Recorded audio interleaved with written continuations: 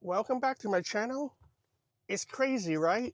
Another day, another video. Even I cannot believe it. But sometimes when I have items or topics I want to talk about, I don't mind a video. I mean, to make a video about it. It's just that not always I find things I'm interested to talk about. Okay, so today I want to talk about this one topic only. Um, how I handle volatility. I think a lot of people have the similar question situation where they feel anxious, they feel anxiety holding a stock, they feel like, oh man, this thing is going up and down all the time. I'm feeling stressful. What if it could go down more? Should I get out now and then buy later? Um, or should I stay in? Like, what should I do? The damn thing is going down. What should I do? Right? It happens to a lot of stock, not just Tesla. It happens to many of my previous stock I own: Nvidia, Apple, um, Nexera, Melco, a lot of company. A lot of company happen the same thing. So how do you handle volatility? Um, I'm trying to come up with an analogy that makes sense. Let me think. Okay, okay, this one's good. I handle volatility the same way my wife tell me to load the dishwasher accurately. Joe, what the hell are you doing? You should load the dishwasher like this. Come here, come here. In that case, I quietly walk away. It sounded like a joke, right? Like, what the hell are you talking about? Yes, I quietly walk away. I don't debate. I don't argue. I don't try to prove I'm right or wrong. There's no need to prove. I stay with my strategy and walk away. Okay?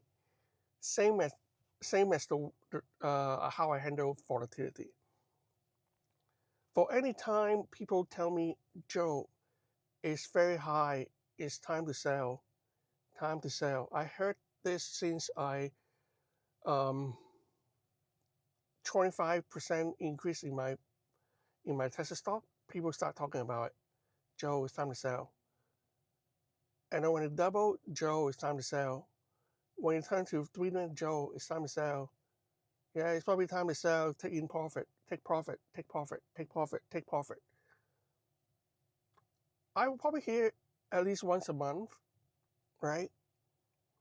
Um, and then when the stock go down a lot, they will say, "Oh man, it go down a lot.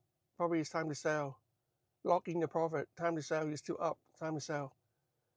Um, to some people, it's probably you know they cannot handle the stress. Like, yeah, probably do it. Just do it. For me, it's different. Um, not because I'm smarter or I am have a better brain or I'm above average. Nothing like that. It's because when I first invest in any stock, I have a mission statement, and I'm simply sticking with my mission statement here. I'm gonna invest in the company that I believe in, buy great company at reasonable price, and hold it for a long time. A long time means 10-year plus, 20-year plus, or even 30-year, 40-year. The ultimate goal, if this remains to be a good company, I don't ever have to sell, because by then it will pay dividend or do cash buyback using margin. I can live off of those investment. I don't even have to sell. I can live off margin or dividend, right? So that's my philosophies with this investment since day one, really. So my goal is, if this whole thing play out, I don't have to sell. So yes, during the 20, 30-year, 40-year period, investment period, it may go down, it may go up, it may go back down, it may go up multiple times a year, multiple times a month, but it will happen. You gotta understand, it will happen. Right. For example, a really good friend, just say Peter, give it a fake name. Peter say, Joe, you gotta sell your stock. And I listen. Okay, I sell. And he's right. Peter's right. It go down. And then Peter said, well, it's time to buy back. Okay, I buy back. Oh, but by the time I buy back, it's already above the price I sell. What am I gonna do? Well, I lose share. Okay, what about this? Peter is really, really wise. He say, Joe, you sell. I sold, follow him. Joe, you buy. Oh man, I buy at a lower price point. Sounds perfect. And next time Peter say, Joe, you sell. Well, I said, Peter's right, right? So I listen to him again. And then boom, now this time we go back up. Oh, you know what? Joe, buy back. Sorry, I was making a mistake. Okay, I buy back. So I'm losing some shit, right? So next time, do I listen to Peter or not? Should I listen to Peter because he was right once, but he was wrong the second time? It, you have to look at this buy-sell decision, not just a one-time event. It becomes, whenever it becomes more than one time, it becomes a behavior. So now your new behavior is you no longer follow your mission. You no longer follow a mission of buy, hold forever, regardless of volatility, and keep on adding. You no longer follow that strategy, right? You're following a new strategy. Because every time you do something more than one time, it becomes a new behavior. So now you're following a new strategy, which is I listen to Peter. When he tells me to buy, I buy. When he tells me to sell, I sell because it's right. Or it becomes a new behavior, which is every time we drop, I better sell fast. Every time we go back up, I better buy back in fast before everyone else. So now you become a totally separate investor. You become a momentum investor. I'm not saying it's wrong. You could be right 95% of the time and you make huge money. All I'm saying is I'm not a momentum investor. I'm can the market allow at least one long-term buy and hold investor without trying to convert him or her into something else? Please, at least allow the market to have 1% of really stubborn, really old-fashioned, boring, who really want to see how this strategy will play out eventually, kind of investor like me. I just want to do boring buy, hold forever, add when there's dips, and hopefully I don't ever have to sell. You can say I'm one out of 100 million, the dumbest investor on earth. Yes, I am. I just want to try out this strategy and prove that, well, perhaps it will work also. That's my strategy. If I follow what everyone else is doing, every person's doing, then I'll be getting every person's return, same return. It's nothing wrong with it. But I want to try a strategy that I have been learning and practicing for the last 25 years and continue on for the next 25 years. Let's say 50 years. And see how it goes. I could be losing 100% of it. I could double, I could triple, I could remain the same. Who knows? But if the strategies have been serving me well for the last 25 years, that will be my cornerstone, knowing that the next 25 years most likely will behave the same, right? I mean, that's my strategy.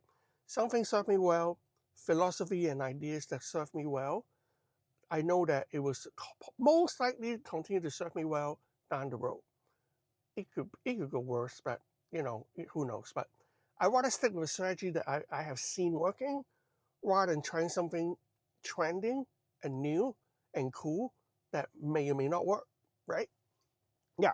So if you're a momentum trader, if you want to sell when the market crashing, go for it.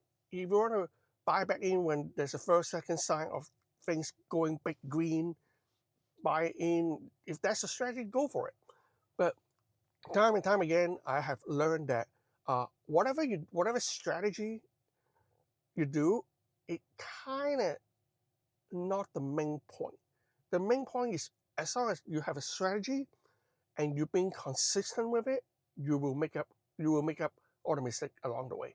But you have to be consistent over years, right? Because let's say you have 51% win rate, in the next 10 games you still appear to be losing.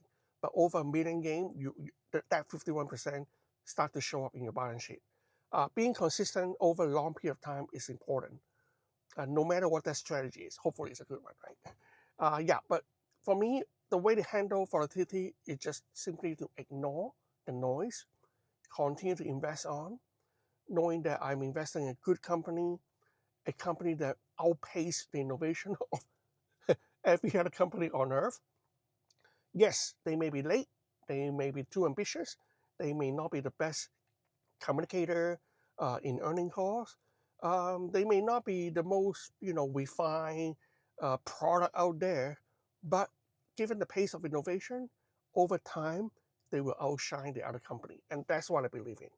Um, I personally don't have a lot of knowledge into SpaceX or Boring Company, but so far in the last 6-7 years, focusing on Tesla, I have seen enough to know that this team of engineer and developer are dedicated and work differently.